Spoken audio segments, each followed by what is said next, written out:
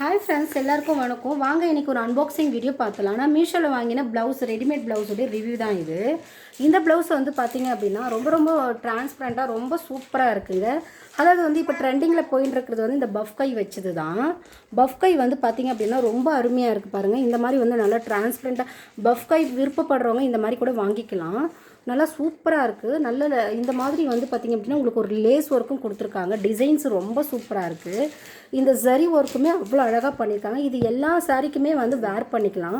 இதோடைய full details வேணும் அப்படின்னா என்னோடய யூடியூப் சேனலில் இருக்குது, டீட்டெயிலாகவே சொல்லியிருக்கேன், அதில் போய் பார்த்துக்குங்க.